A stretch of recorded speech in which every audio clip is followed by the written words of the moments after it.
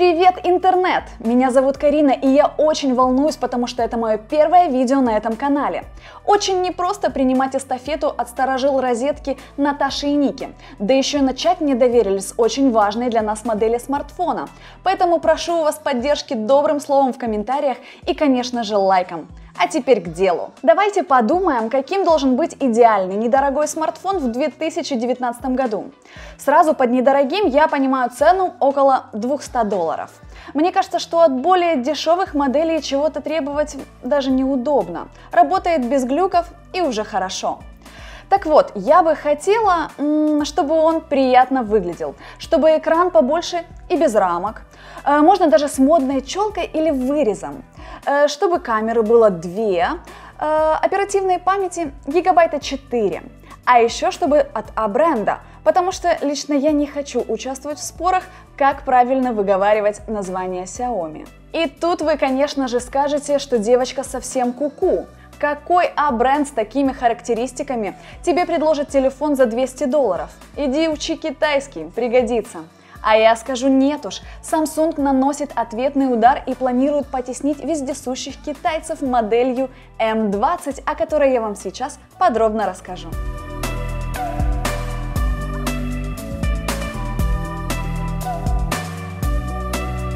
Что нам может предложить рынок под такие требования? Не так уж и много. Xiaomi Redmi Note 5, Mi A2, Nokia 6.1 и Asus Zenfone. Если сравнить их даже по картинкам, то очевидно, что ни Nokia, ни Note 5 не подходят, потому что рамки. Мы же на YouTube в конце концов. Отсутствие рамок у дисплея нынче главный фетиш, даже в среднем классе. Вот и остается только Mi A2 и вот этот красавчик Samsung M20. На китайские бренды второго эшелона я смотреть, пожалуй, даже не буду. Интересно, кстати, что Samsung так долго держалась и не выпускала свои топовые смартфоны с челками и прочими вариантами вырезов под основную камеру.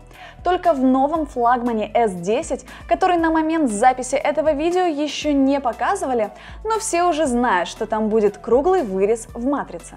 А в бюджетнике аккуратненький вырез сделать не постеснялись. Получилось стильно. Самая большая рамка внизу, по бокам минимальная. У iPhone XR вон побольше будут и ничего, никто не жалуется. iPhone рядом с M20 даже немного стыдно должно быть. Почему-то в Apple сделать такие тонкие рамки по бокам дисплея не смогли. Все современные телефоны по большому счету на одно лицо. M20 с лицевой стороны ничем не уступает флагманским смартфонам. Тот же черный брусок почти полностью, а точнее на 84% состоящий из дисплея. Но если повернуть спиной или взять в руки, то понятно, что не флагман, конечно. Никакого стекла или металла, только неброский и не марки серый или синий пластик. Под верхним прозрачным глянцевым покрытием едва заметный рисунок, который добавляет внешнему виду хотя бы небольшую изюминку. Сканер отпечатка пальца на привычном месте, как и сдвоенная камера со вспышкой. Внизу решетка единственного динамика, разъем для наушников, который встречается в телефонах все реже, а также весьма неожиданный Type-C для зарядки. Я, конечно, обеими руками за повсеместный переход на более удобный Type-C, но нужно быть готовым, что ни одна зарядка в доме, кроме комплектной,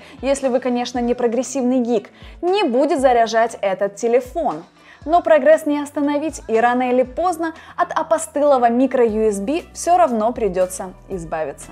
Несмотря на пластиковый корпус, смартфон довольно увесистый. Виной тому батарея аж на 5000 мАч, что селит хорошую автономность. По этой же причине и тонким телефон тоже не назовешь, почти 9 мм. Из руки телефон не выскальзывает, хотя корпус и нельзя назвать очень ухватистым и цепким. В целом ощущения от смартфона, когда держишь его в руках, приятные. А какой в M20 дисплей? Это PLS, а не привычная по смартфонам Samsung Super AMOLED или AMOLED матрица, поэтому никаких часов и уведомлений на экран в режиме покоя. По словам компании, PLS матрица имеет лучшие углы обзора и яркость, чем IPS. Навскидку разница незаметна, просто хороший качественный дисплей. Диагональ 6,3 дюйма. Соотношение сторон 19,5 к 9. Небольшая выемка в верхней части огибает камеру изящной каплей и классно анимируется при разблокировке смартфона по лицу. 84% площади передней панели – не рекордный результат, но вполне достойный, чтобы считать смартфон практически безрамочным. Нижний подбородок простим, учитывая стоимость, все-таки речь идет о представителе нижней части среднего ценового сегмента. Придираться грешновато. Дисплей довольно яркий и с приятными цветами. Никаких искажений цветов при наклоне или повороте экрана. Все на очень хорошем уровне. Под прямым солнцем максимальной яркости маловато, а вот минимальный уровень очень хорош, если вы любите читать или залипать в социальные сети в темноте перед сном. Настройки цветовой температуры нейтральны без провалов, тепло или холод. Пользовательских настроек нет. На телефоне по умолчанию установлена операционная система Android 8.1 с фирменной интерфейсной надстройкой Samsung Experience 9.5. Все стандартные фишки самсунговского интерфейса в наличии. Я не очень по Samsung, но мне понравилось. Симпатично. Навигационные кнопки в настройках можно поменять местами или вовсе отключить, заменив жестами и сэкономив место на экране. Я так и сделала, выглядит намного современнее и приятнее. Разблокировать телефон можно отпечатком пальца или лицом, в зависимости от вашего желания тянуться к сканеру или кнопке разблокировки. К сожалению, телефон не реагирует на поднятие или постукивание по дисплею, поэтому нужно либо приложить палец к сканеру, либо нажать на кнопку, после чего сработает распознавание лица. Если включить максимально безопасный способ, то разблокировку успеваешь заметить, она не очень быстрая. Можно упростить процесс, но тогда есть шанс, что систему смогут обмануть вашей фотографии или видео. Не рекомендую. В общем, с тем, почем встречают, разобрались. Одежда не броская, но вполне достойная. А что внутри? Все очень и очень неплохо. Внутри 4 гигабайта оперативной памяти и 64 встроенной. Отличная работа, Samsung. И новый процессор Exynos 7904. Такой же, по слухам, будет в Galaxy A10, который еще не представлен. 7-я серия, конечно, не 9-я и даже не 8-я.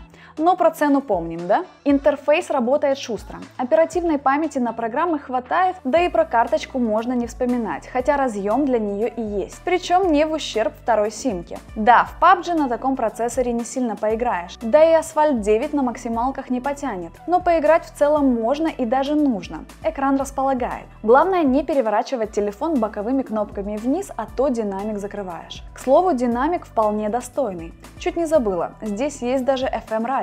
А уж какая тут батарея! В режиме чтения телефон вытягивает 9,5 часов активности дисплея. В нормальном использовании с одной сим-картой от 6 до 8 часов, в зависимости от другой нагрузки. В общем, тем, кто не живет в телефоне, как я, вполне хватит на 2 дня полноценной работы. А этим сейчас немногие могут похвастаться. Ну и, конечно же, камера. А точнее, камеры. Сейчас, в последнее время, эта функция стала главной в телефонах. Смешно сейчас вспоминать, как сначала камеры в телефонах считали ненужной игрушкой. Потом пытались выпускать бизнес-смартфоны и вовсе без камер в угоду корпоративной безопасности. Но потом сдались, и сейчас каждый человек использует камеру в смартфоне и не против, чтобы она была как можно лучше. В то время как компактные любительские фотокамеры практически умерли. Начну с селфи-камеры, я же все-таки девочка. 8 мегапикселей со светосилой 2.0.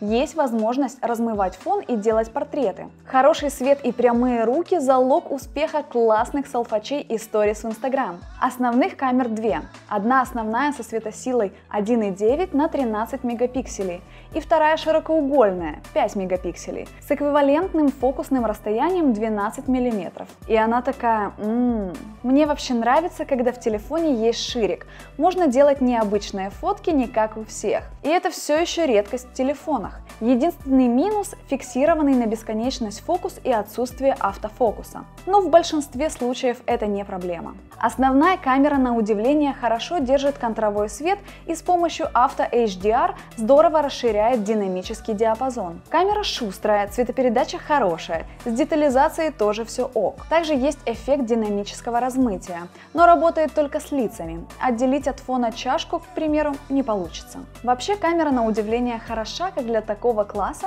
и позволяет развернуться со своими творческими задумками. Все камеры начинают пасовать при недостатке освещения. В работу включается шумодав, который мало что оставляет от деталей.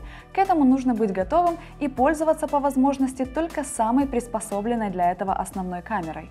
Такой вот Samsung M20 получился. На мой взгляд, у него куча достоинств, включая NFC. Отличный дисплей, хорошие камеры, очень емкая батарея и, как результат, прекрасная автономность. Такой вот M20, такой мой обзор. Поддержите меня лайком, если вам зашло это видео, и надеюсь, скоро увидимся. Всем пока-пока.